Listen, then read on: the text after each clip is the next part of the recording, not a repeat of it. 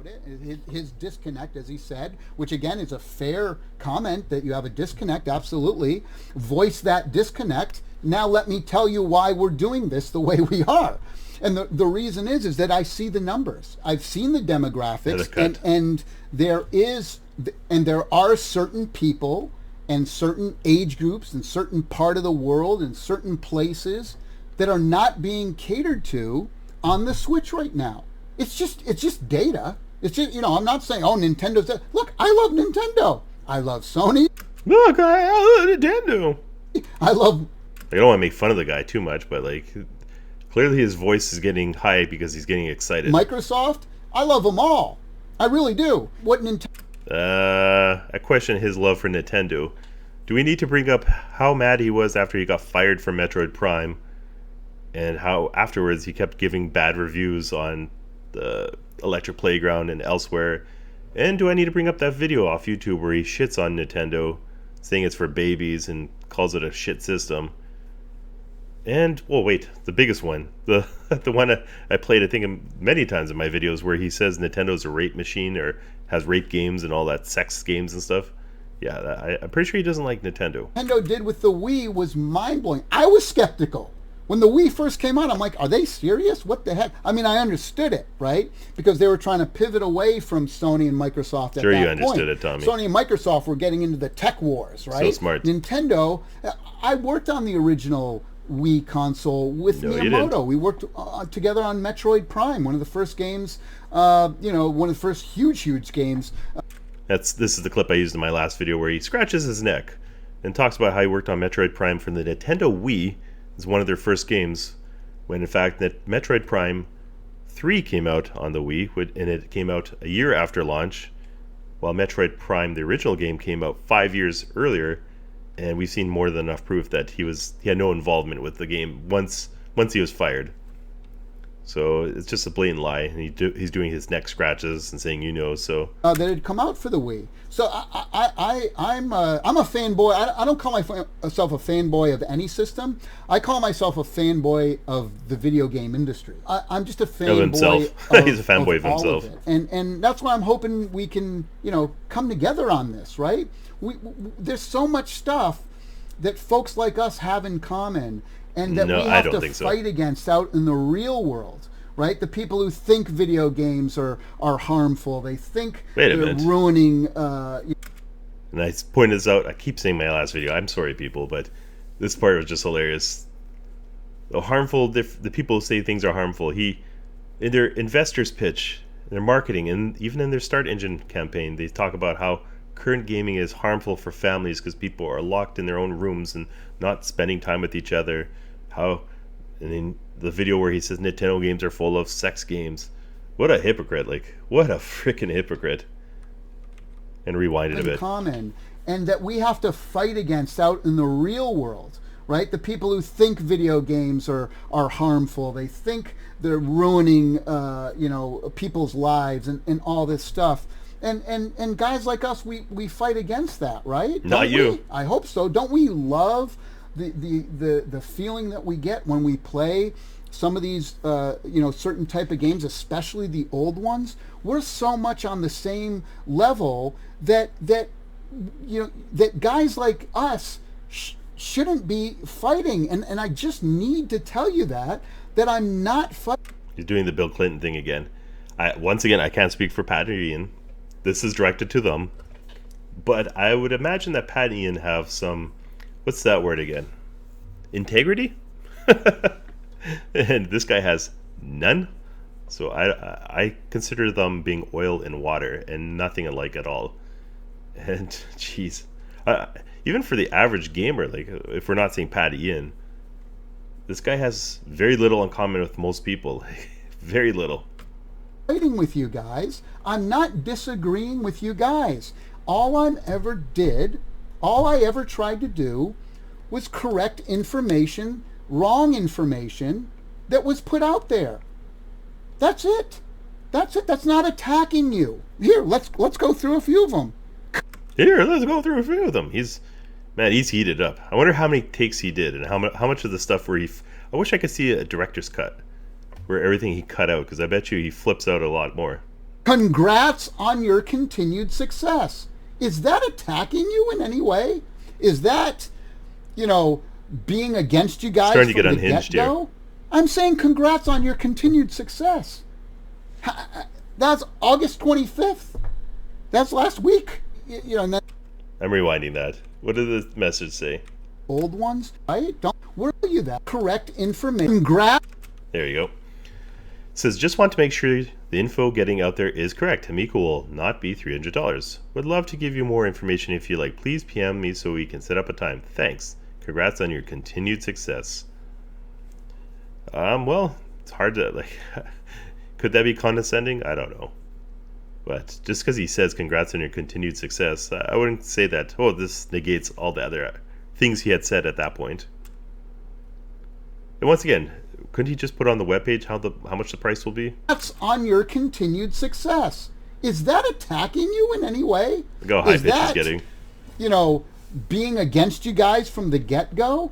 I'm saying congrats on your continued success. That's August 25th. He's like disbelief. That's last week. And then he came out with another follow-up video, and I said, hi. The reason I asked to talk to you is to clear up the wrong information that you gave about the machine. And then he came out with another follow-up video, and I said, hi. Says, hi, the reason I asked to talk to you is to clear up the wrong information you gave about the machine. That's not a sales pitch. Those comments he posted earlier in this video saying, we have this much experience, the controller does all this magical stuff, blah, blah, that's a sales pitch. It's clearing up bad info. You're also going to learn more about it by not talking to me. You guys once again gave wrong information. Well, I wouldn't say it's an attack, but it's more of an aggressive post saying that you're wrong, you didn't say the right stuff. Once again, if they just had clear communications and clear marketing, they don't need to talk to him personally. He could just say, please visit our site, the FAQs or whatever, for all the information, just to have the correct official information. That seems to be the easiest solution. The reason I asked to talk to you is to clear up the wrong information that you gave about the machine. That's not a sales pitch. It's clearing up bad information. Just like I said, Pat, if your book came out, your cool Nintendo books, which I got to pick up a copy. I'm sure I'm going to enjoy it. But if somebody was talking about it and said the price was wrong, wouldn't you want to? And they were talking to hundreds of thousands of people. Wouldn't you want to outreach to that person and say, hey, actually, the book like isn't his hand movements. $100, it's $20, right? That's all I'm doing here. And again, I'm not being confrontational. I'm not trying to be, but what can I do here? I'm just trying to explain to you guys. You can't learn about this stuff unless you talk to. This isn't embarrassing that a grown man is acting like that. This is body language and just how he's just so frustrated, as some people would say. Me. It's all I'm asking. It's all I'm asking for, right? Then you mentioned. What the hell was he doing? Explain to you guys. I just want to hear this again. You can't learn about this stuff unless you talk to me. It's all I'm asking. It's all I'm asking for, right? I'm asking for. He's at a loss of words. His mind and his heart rate is just a pounding there because he's just so upset. Right? Then you mentioned that we should just put all the games on Steam. I'll read this out just in case he doesn't read everything here, but read the top one first. In this podcast as well, we do have physical media. We have been pushing the games, and many of your fellow YouTubers, name drops the 3 people. Hey, I wonder what Kelsey Lewin thinks of the system now. I don't know her personally or clearly, but I may have heard a few things that she's not quite the fan of it. So he says, you mentioned that we should just put them on Steam or mobile. That's a good idea. Again, a naive comment, not knowing what the system is doing and is capable of. So he's just saying, he just called them naive. So I would find that as an aggressive comment or confrontational. The games we're building cannot be played on any other machines because of the technology and the way we are using the controllers. That ended up being a lie because we've seen them on other consoles and on PC, and they can be played elsewhere, but no worries. Looking forward to proving you wrong. Jesus Christ. He just a smiley face.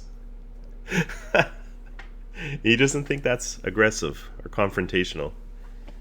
This guy is tone deaf the proper term? I'm not too sure, but he's definitely clueless.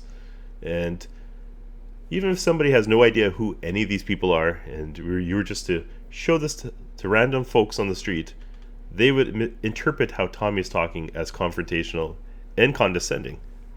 So clearly,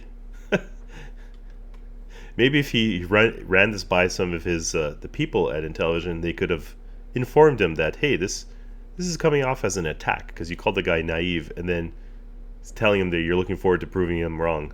Mobile.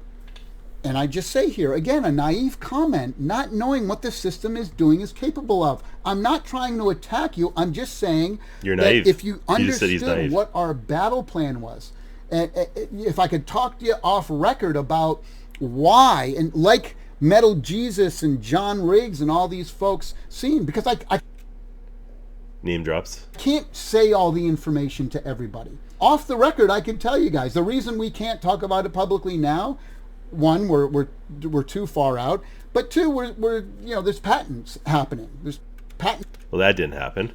There is no patents that it ended up happening, but also most of the misinformation that he had there was the price, and you don't need to go into detailed technical details of why these games would be successful compared to others. Like he's already shown what the controller can do.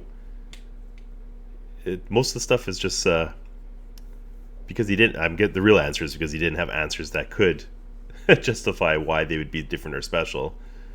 And that's how he tried to win over people, is by buttering them up with a massive sales pitch. But if you were to just put it in bullet points, why this will be successful, he didn't have anything. So it's pending here. We have to be careful of how we go about and when we release. And sorry for stopping again, but it shouldn't require, I keep saying this, a private meeting with the CEO, with him giving an extended sales pitch of why the system should be good. If it's at that point, if it's so early and he can't tell anything because of patents and all that, maybe he should not be doing the marketing or talking to people until it is closer to the final release. Because we'll use Playdate as an example. They had already done their patents and everything, and I think they're testing too, their FCC testing, when they start having hands-on with the people showing the crank. That's the big thing, the crank on the machine. They waited until it was ready to show. He clearly, well, even at this point, it's barely in a functional state, so they can't, even if they were to show it now, it's still early. The information, the way that the games are being made with the wheel.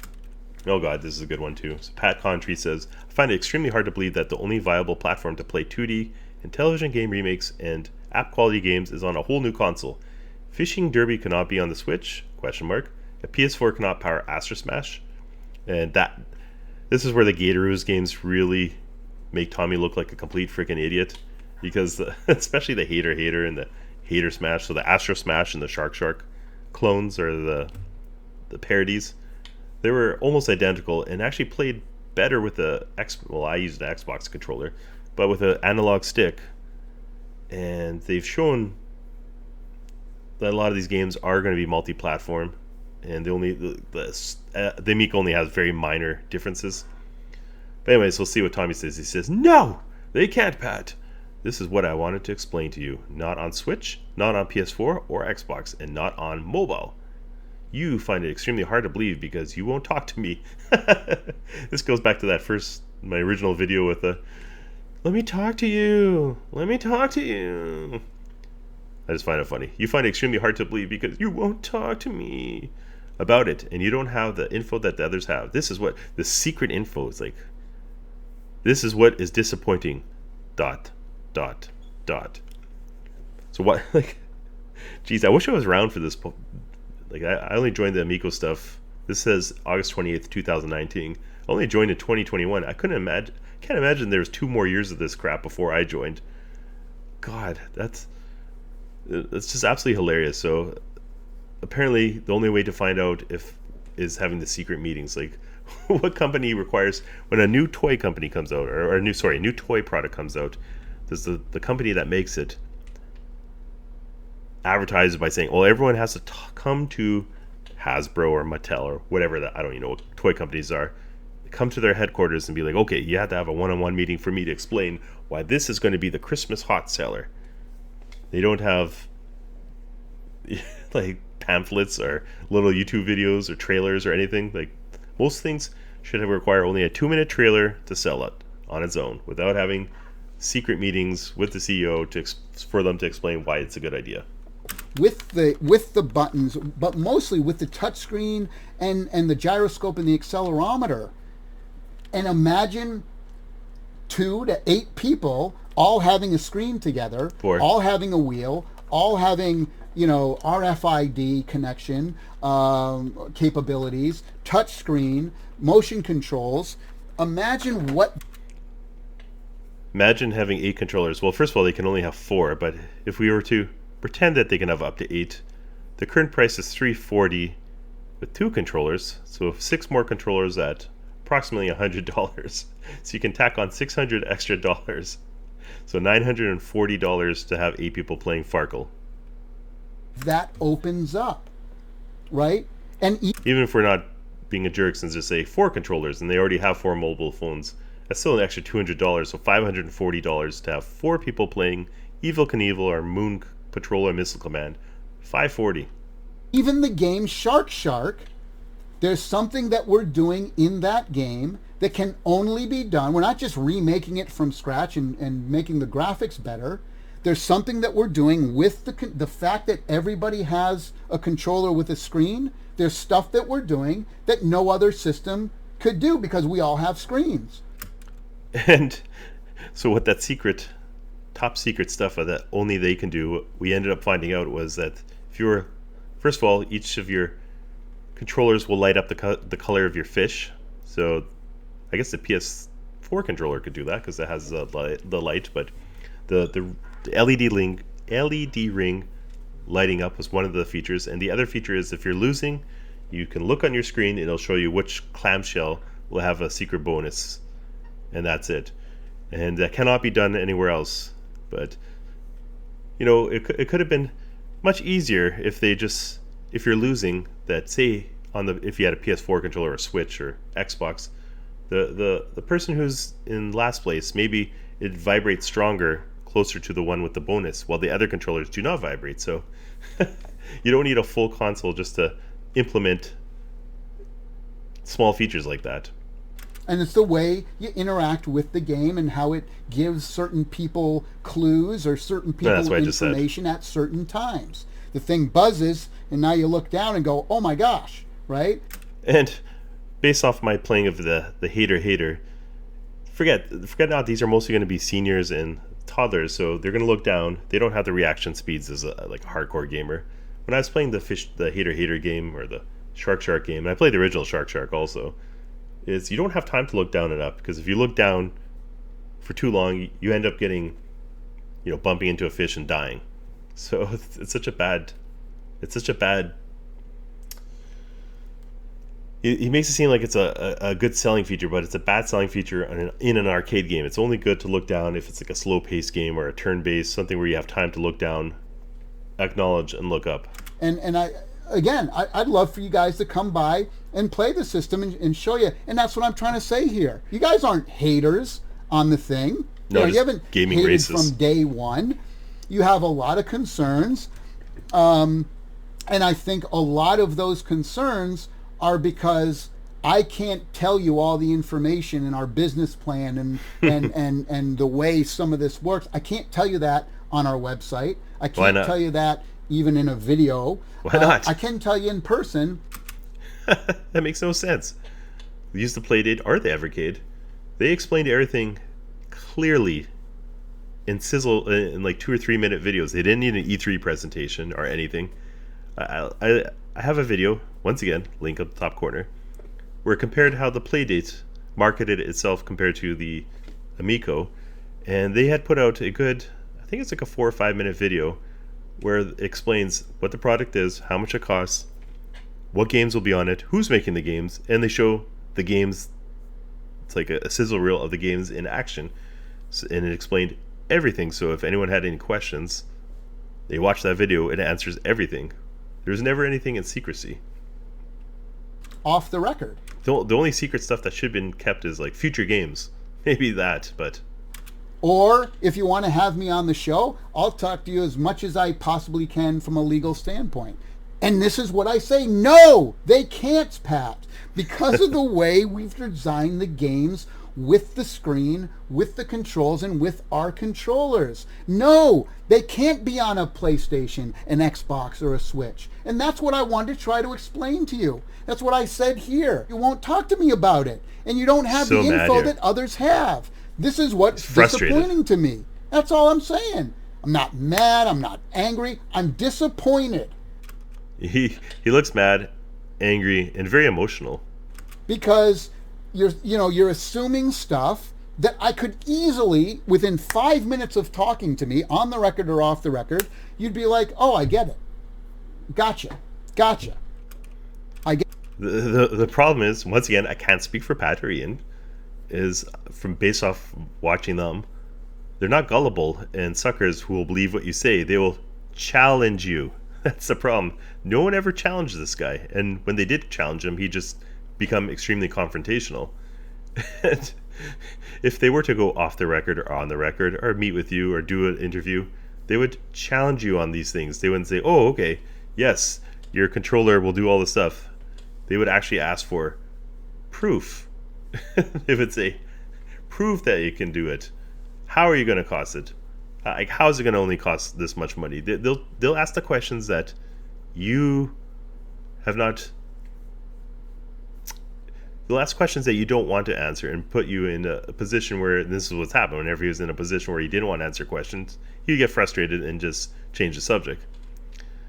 Get it now. Maybe he honestly thought that he could control the narrative with them, but these guys, no.